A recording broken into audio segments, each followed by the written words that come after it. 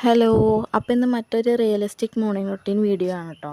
അപ്പോൾ രാവിലെ തന്നെ പണികളൊക്കെ കഴിഞ്ഞു. അപ്പോൾ നേരത്തെ കുളിയൊക്കെ കഴിഞ്ഞു കേട്ടോ. എന്നിട്ട് നേരെ ഏട്ടൻ്റെ ഷർട്ട് അയൺ ചെയ്യാൻ പോയി. ഇത് ഏട്ടൻ്റെ യൂണിഫോമാണ് കേട്ടോ. അത് കഴിഞ്ഞ് ചായയൊക്കെ ആയിട്ട് ഏട്ടനെ വിളിക്കാൻ പോയപ്പോൾ ഏട്ടനും ഉണ്ണിയും കൂടി നല്ല ഉറക്കമാണ് കേട്ടോ. രണ്ടാളും ഒരേപോലെ കിടന്നുറങ്ങണേ. എന്നിട്ട് ഏട്ടനെ വിളിച്ചു. ഏട്ടൻ അപ്പം തന്നെ ഉണ്ണീനെ എണീപ്പിച്ചു കേട്ടോ. അപ്പോൾ അവൻ എന്തൊക്കെയോ പറയണുണ്ട്. പിന്നെ ഏട്ടൻ കുളിക്കാൻ പോകുന്നത് കണ്ടപ്പോൾ ഏട്ടൻ്റെ പിന്നാലെ പോവാണ് കേട്ടോ. എന്നിട്ട് ചെറുതായി കരയാൻ തുടങ്ങിയപ്പോൾ അവനെ ഞാൻ അടുത്തൊന്ന് കളിപ്പിച്ചു കേട്ടോ.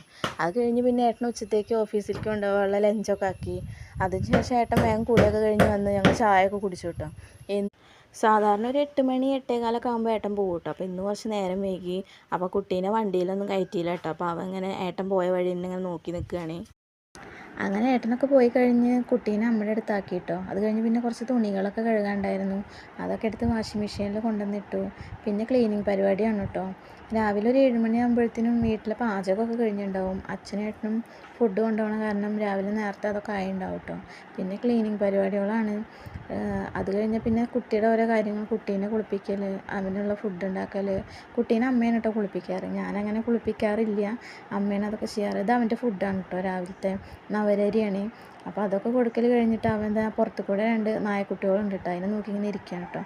അപ്പോൾ ഇത്രയേ ഉള്ളൂ കേട്ടോ. ബായ്.